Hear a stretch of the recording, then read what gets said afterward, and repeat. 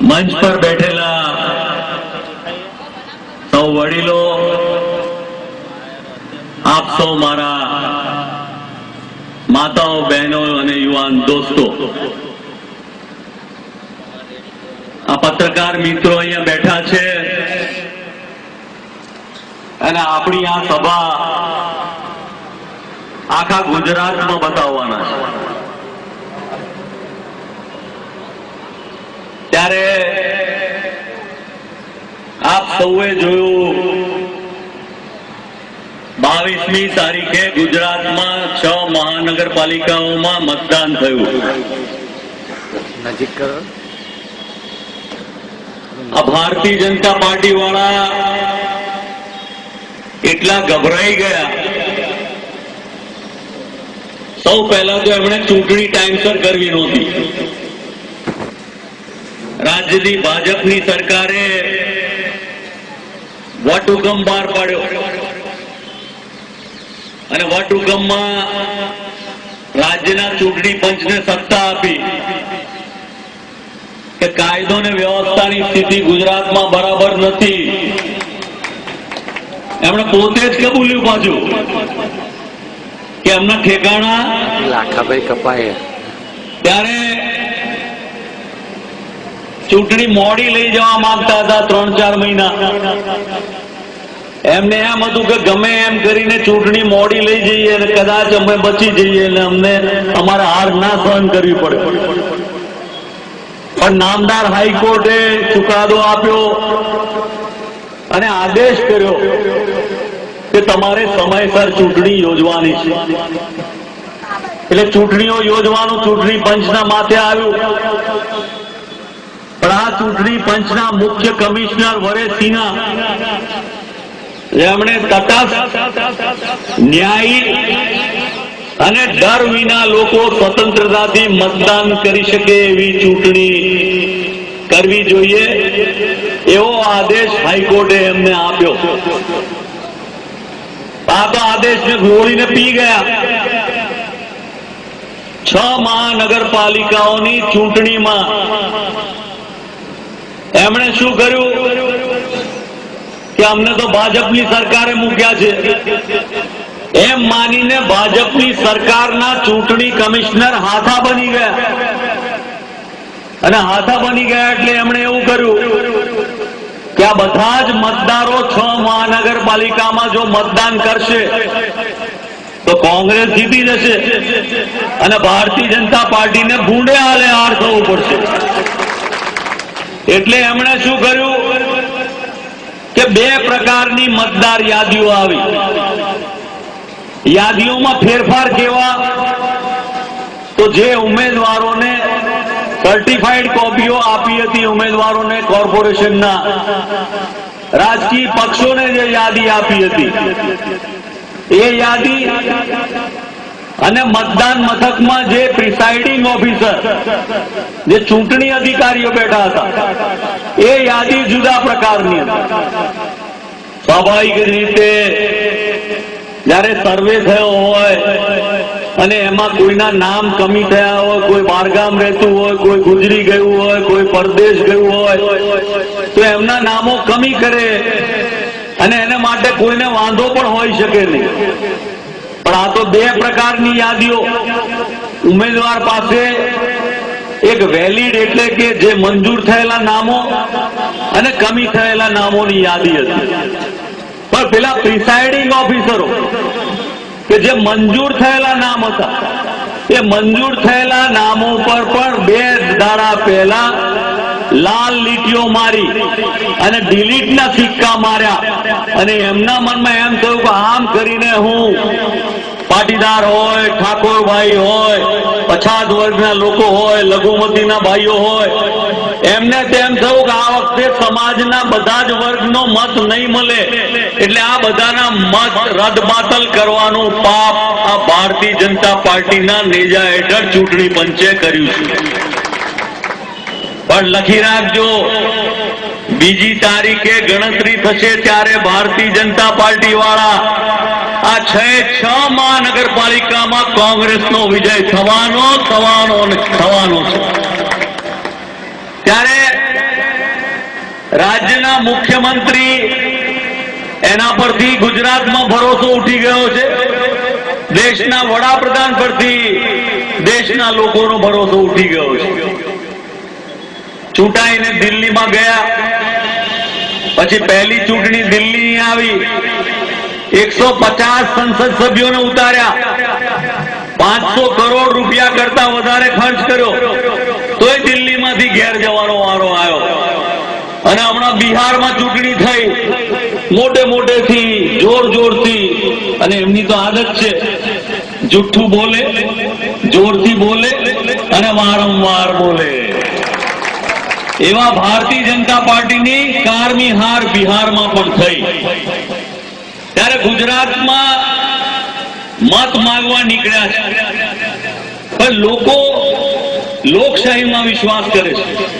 દિલ્હીમાં બન્યું, બિહારમાં બન્યું, ત્યારે મને એમ થાય છે કે કેમ એમણે આ ગુજરાતમાં મહાનગરપાલિકામાં આવું કર્યું છે. નાગરિકો તો એમને જે ઠીક લાગે એને મત આપે. કોંગ્રેસને ગમે તો કોંગ્રેસને આપે, ભાજપને ગમે તો ભાજપને આપે, કોઈ અપક્ષને ગમે તો અપક્ષને આપે, અને કોઈ ના ગમે તો નોટાનું બટન તો હતું જ. તો શા માટે ગુજરાતમાં લોકશાહીના ગળે ટૂંપો દેવામાં આવ્યો? શા માટે નાગરિકોના અધિકારો છીનવી લેવામાં આવ્યા? હજારોની સંખ્યામાં એકલા અમદાવાદ શહેરમાં 1.25 લાખ કરતા વધારે મતદારોને, નાગરિકોને મતથી વંચિત કરવામાં આવ્યા. ત્યારે ગુજરાતની પ્રજા આ તો બહુ શાણી અને સમજદાર, બુદ્ધિશાળી પ્રજા છે. હવે જાગી ગઈ છે કે આ 6 મહાનગરપાલિકામાં આવું કર્યું. હવે તમે આવો જિલ્લા તાલુકા પંચાયતમાં, તમને બરાબર બતાવી દઈશું, એમાં કોઈ શંકાને સ્થાન નથી.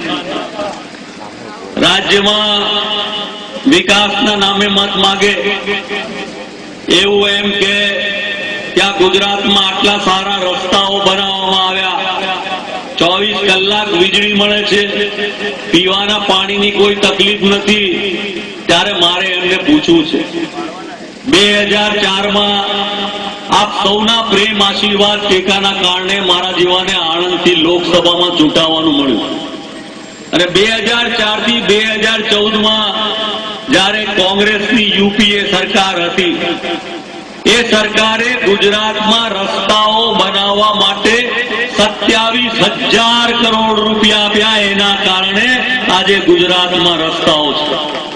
વડાપ્રધાન સડક યોજના માટે આપ્યા એ તો જુદા, એ અબજો રૂપિયા આપ્યા. આપના આશીર્વાદથી જ્યારે સોનિયાજીએ મને ઉર્જા મંત્રી તરીકે બનાવ્યો 2009માં, ત્યારે આ રાજ્યની ભાજપની સરકારના નેતાઓ એમ કે અમે 24 કલાક વીજળી આપીએ છીએ. એટલે મને થયું કે આ તો સારું કામ કરે છે, પણ આ કેવી રીતે વીજળી પેદા કરે?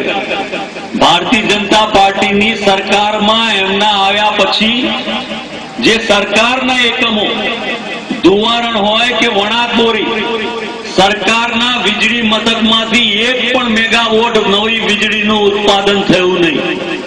તો વીજળી આવી ક્યાંથી? તો કોંગ્રેસની યુપીએ સરકારે ગુજરાતમાં વીજળી બનાવવા માટે 50,000 કરોડ રૂપિયા ગુજરાતને આપ્યા. એના કારણે ગુજરાતમાં વીજળીનું ઉત્પાદન થઈ શક્યું. પરંતુ આ વીજળીનું ઉત્પાદન કોની પાસેથી લે? તો કે ખાનગી ક્ષેત્રમાંથી, ટોરન્ટ પાસેથી, અદાણી પાસેથી, ટાટા પાસેથી, અને મોંઘા ભાવે લે. અને મોંઘા ભાવે લે એટલે પાછું પેલું તો ખરું જ ને, કમિશનની ટેવ તો ખરી જ ને, એટલે કમિશન પણ લે. સાથે સાથે ગુજરાતના ખેડૂતોને એમ કહેવામાં આવે કે મધ્ય ગુજરાતનું વીજ નિગમ કે ઉત્તર ગુજરાતમાંથી કે ખેડૂતો તમે 8 કલાક વીજળી મળે એમ ગણતરી કરીને તમારી ખેતી કરજો. ગુજરાતમાં કેન્દ્રની કોંગ્રેસની સરકારે જે પૈસા આપ્યા એના કારણે 50,000 કરોડના કારણે આ વીજળીનું ઉત્પાદન થાય છે. પણ આ રાજ્યની વીજળી બીજા રાજ્યોને વેચી દેવાનું પાપ આ ભારતીય જનતા પાર્ટીની સરકાર કરે છે.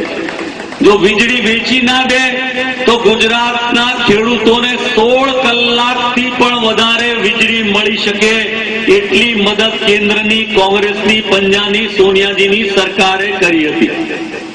હમણાં વાતો કરે પછાત વર્ગની, પાટીદાર નારાજ થયા, પાટીદારો એમને ઓળખી ગયા. જે સમાજ એમની સાથે છેલ્લા 15-20 વર્ષથી કરોડરજ્જુની સાથે હતો, ગુજરાતનો મધ્યમ વર્ગ, જેણે ખોબે ખોબે મત આપ્યા, જેણે ખોબે ખોબે મત આપ્યા સાથે ખૂબ મોટો ટેક્સ ભર્યો. 1,30,000 કરોડ રૂપિયાનો ટેક્સ ગુજરાત સરકારની તિજોરીમાં ભરાય.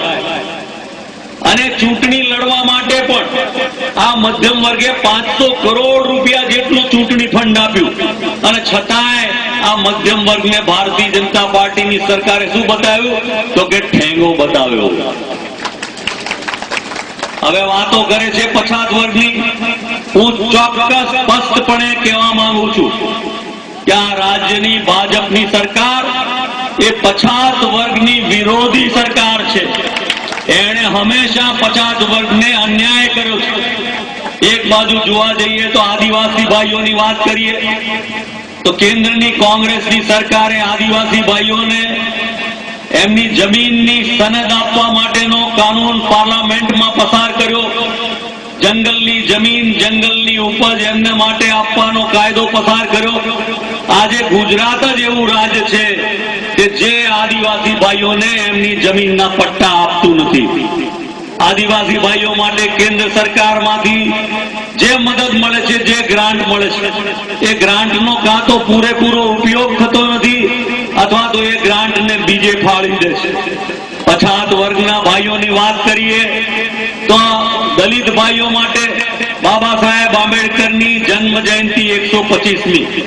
કોંગ્રેસ આજે ગુજરાતમાં સરકારમાં નથી, કોંગ્રેસ આજે કેન્દ્રમાં સરકારમાં નથી, પણ તેમ છતાંય દલિત ભાઈઓ માટે બાબા સાહેબ આંબેડકરની 125મી જન્મ જયંતિ ખૂબ જોરદાર ઉજવી. આખા ગુજરાતમાં રેલી કાઢી અને બાબા સાહેબને યાદ કર્યા. જે બાબા સાહેબે આ દેશમાં વ્યવસ્થા, બંધારણ આપ્યું. વાત કરીએ ઠાકોર સમાજ, બક્ષી પંચના ભાઈઓ, ઓબીસીના ભાઈઓ, ત્યારે એમને માટે શું કર્યું? એમને યાદ નથી કે ગુજરાતની કોંગ્રેસ પાર્ટી, એની સરકારે બક્ષી પંચ માટે 27% અનામત આપી હતી. તમે તો એ વખતે અનામતના વિરોધી હતા, તમે તો એ વખતે અનામતનો વિરોધ કરતા હતા. અને આજે તમે વાતો કરો છો પછાત વર્ગના મત લેવા માટે, ત્યારે ગુજરાતના બધા જ સમાજના લોકો એમને સારી રીતે ઓળખી ગયા છે. 1,30,000 કરોડ રૂપિયાનું બજેટ હોય, નેનોને, ટાટાને એની ગાડી બનાવવા, નેનો કાર બનાવવા માટે 20,000 કરોડ રૂપિયા આપવામાં આવે. પેલા જનરલ મોટર્સને માટે કરોડો રૂપિયા ખર્ચવામાં આવે. જીએસટીસીમાં 30,000 કરોડ રૂપિયાનું આંધણ કરી નાખી ગુજરાતની પ્રજાને અન્યાય કરવામાં આવે. 55,000 કરોડ રૂપિયાનું રોકાણ કરે, એનું વળતર 0.5% પણ ના હોય.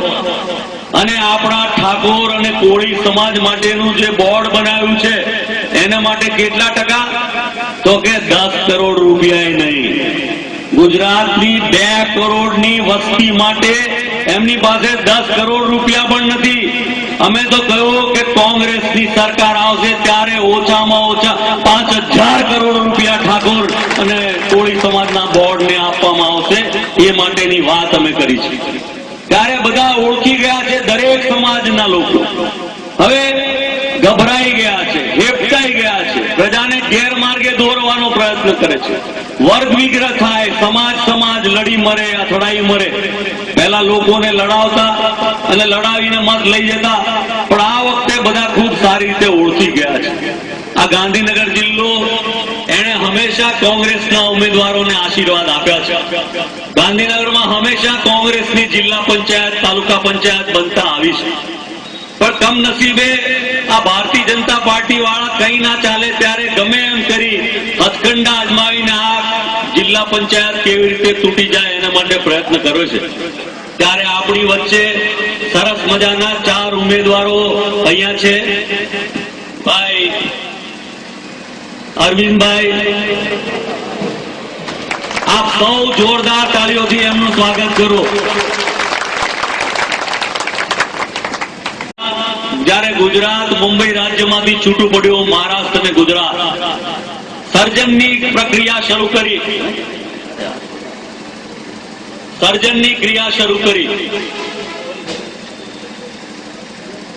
અને એ પ્રક્રિયા ચાલી ઠેઠ 1990 સુધી. અને 90 પછી ગુજરાતમાં જ્યારથી ભારતીય જનતા પાર્ટીનું શાસન આવ્યું ત્યારે વિકાસ ઊંધાઈ ગયો, વિકાસ અટકી ગયો. અને વિકાસ થયો તો કોનો વિકાસ થયો? તો મુઠ્ઠીભર લોકોનો. ગુજરાતમાં 5 કરોડપતિઓ એ સરકાર ચલાવે અને એનો લાભ મળે. 6 કરોડની જનતા જે વિકાસ માટે કલ્પના કરી રહી છે, એ માટે અમે પ્રયોજન કર્યું છે નવસર્જન ગુજરાતનું. નવસર્જન ગુજરાત દ્વારા ગુજરાતમાં નર્મદા યોજનાની સિંચાઈની જે 50,000 કિલોમીટર કેનાલ બાકી છે, ગુજરાતમાં જે જીઆઈડીસી સ્થાપવામાં આવી હતી, જેના ઉદ્યોગો દ્વારા લોકોને રોજીરોટી મળી રહે, એ માટેની ચિંતા કરતા હતા. એ તમામ બાબતોને ધ્યાનમાં લઈને આપ સૌ આશીર્વાદ આપશો, એ પ્રાર્થના સાથે આપ સૌનો ધન્યવાદ. જય જય ગરવી ગુજરાત.